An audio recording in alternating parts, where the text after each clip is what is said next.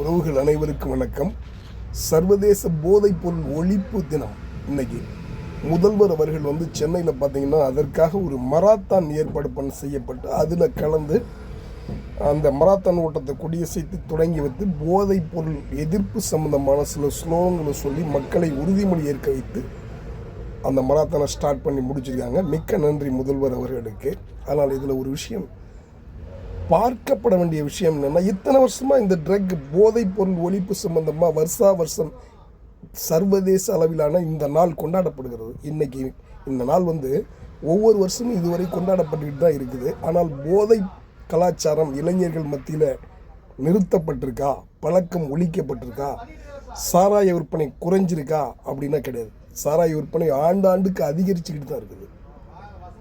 அப்படிங்கும்போது இந்த சர்வதேச போதை ஒழிப்பு தினத்தில் இந்த மாதிரி ஒரு விழிப்புணர்வு ஏற்படுத்தினால ஏதாவது பலன் ஏற்பட்டிருக்கான்னா என்னுடைய பார்வையில் அப்படி ஒன்றும் பலன் ஏற்பட்ட மாதிரி தெரியல. ஏன்னா வருஷம் சாராய விற்பனை அதிகமாகுது, குடிப்பவருடைய எண்ணிக்கை அதிகமாகுது, சிறுவர்கள் குடிப்பது பழக்கம் புதிதாக தொடங்குகிறார்கள், இந்த மாதிரியே நடந்துகிட்டு இருக்கு. அப்படிங்கும்போது இந்த போதை ஒழிப்பு தினத்துக்கும் போதைய இளைஞர்கள் கற்றுக்கொள்ளாமல் தடுப்பதற்கும் எந்த சம்பந்தமும் இருப்பதாக நான் உணரவில்லை. சரி, போதையை தடுப்பதற்கு என்ன பண்ணணும்? இளைஞர்கள் மத்தியில் போதை பழக்கம் இல்லாமல் இருப்பதற்கு என்ன பண்ணணும்னா ஒரே வழி, அவங்க படிக்கும் பள்ளிக்கூடத்தில் 1ஆவதுலேருந்து காலேஜ் வரைக்கும் எல்லா நிலையிலும்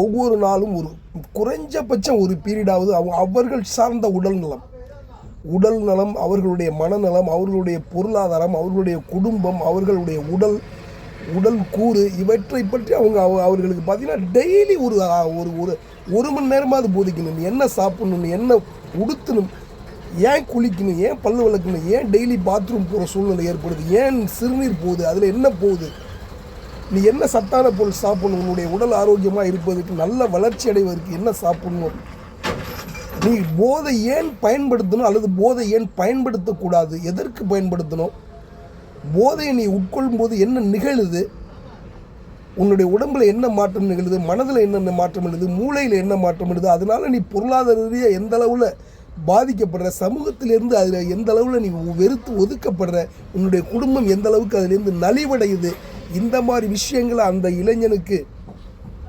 ஒவ்வொரு கிளாஸ்லையும் அதாவது அட்லீஸ்ட் ஒரு வாரத்துக்கு ஒரு முறையாவது மிகச்சிறந்த நிபுணர்களை கொண்டு போதித்து அவர்களுடைய மனதில் ஏற்றும் பொழுது தான் நிச்சயமாக அவர்களுக்கு இந்த போதை பழக்கத்துக்கு நாம் செல்லக்கூடாது என்கிற ஒரு எண்ணம் வருவதற்கான வாய்ப்பு இருக்குது.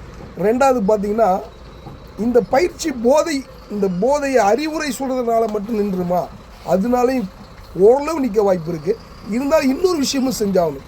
அதே இளைஞர்களுக்கு அதே பள்ளி பருவத்திலேருந்து அதாவது சர்ப்ளஸான டைம் தேவையில்லாமல் இந்த நேரம் இருக்குது, இந்த நேரத்தை நான் என்ன செய்யணும்னு தெரியலங்கும் பொழுது அவர்கள் என்ன செய்யறதுன்னு தெரியலங்கிறப்ப அவர்கள் இந்த மாதிரி தவறான வழிகளுக்கு போக வேண்டியது இருக்குது. படிக்கணும், விளையாடணும், யோகா, கராத்தே, குங்ஃபு, சிலம்பம், தமிழ் விளையாட்டுகள் எத்தனையோ இருக்குது. இந்த மாதிரி ஷெட்யூல் காலையில் எழுந்ததுலேருந்து அவன் சாயங்காலம் உறங்க போகிற வரைக்கும் இந்த மாதிரி டைட் ஷெட்யூல் இருக்கணும். போர் அடிக்குது, எனக்கு வேற ஒரு என்ன செய்யறதுன்னே தெரியலன்னு அவனால் சொல்ல முடியாத அளவுக்கு ஒரு டைட் ஷெட்யூல். இந்த மாதிரி காலையில் எழுந்திரிச்சோன்னு கொஞ்சம் நேரம் சிலம்ப பயிற்சி, கொஞ்சம் நேரம் கராத்தே பயிற்சி, அல்லது கொஞ்சம் நேரம் படிப்பு, அல்லது குளிச்சுட்டு பாத்ரூம் குளிச்சுட்டு ஸ்கூலுக்கு கிளம்பி போகிறது, ஸ்கூலில் படிப்பு, ஸ்கூலில் இந்த போதைப் பொருள் மற்றும் அவனுடைய உடல் சுய ஆரோக்கியத்தை பற்றிய 1 மணி நேரம் பயிற்சி, 2 நாளைக்கு 3 நாளைக்கு ஒரு தடவையாவது கண்டிப்பாக மாரல் இதெல்லாம் சேர்த்து வைக்கணும் நிச்சயமாக.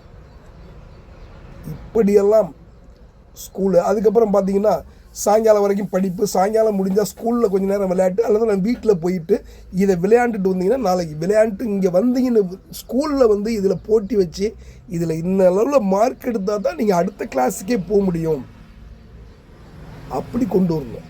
நீங்கள் இந்த விளையாட்டில் இந்த அளவில் நீங்கள் தரம் வந்தால் தான், இத்தனை நிமிஷத்தில் இந்த சிலம்பத்தை இத்தனை ஸ்டெப் நீங்கள் போட்டால் தான் அடுத்த கிளாஸ் போக முடியும் அப்படிங்கிற ஒரு தர நிர்ணயத்தை வச்சாதான் அவங்க அதில் இன்ட்ரெஸ்டாக எடுப்பாங்க, அதை பயிற்சி பெறுவாங்க. இந்த மாதிரி நல்ல பழக்க வழக்கங்களை அதிகப்படுத்தும் பொழுது கெட்ட பழக்க வழக்கங்கள் கிட்டே வராது. இதுதான் நல்ல மாற்றத்திற்கான ஒரு வழியாக இருக்கும் ஒழிய இதுவரைக்கும் ஆண்டவர்கள் இதைத்தான் செஞ்சுக்கிட்டு இருந்தாங்க. மராத்தான் ஓட்டம் ஓடுவாங்க, இங்கிட்டு சாராய கடையை திறந்து வைப்பாங்க. மராத்தான் ஓட்டம் ஓடுவாங்க, இங்கிட்டு சாராய ஃபேக்ட்ரியை ஸ்டார்ட் பண்ணுவாங்க.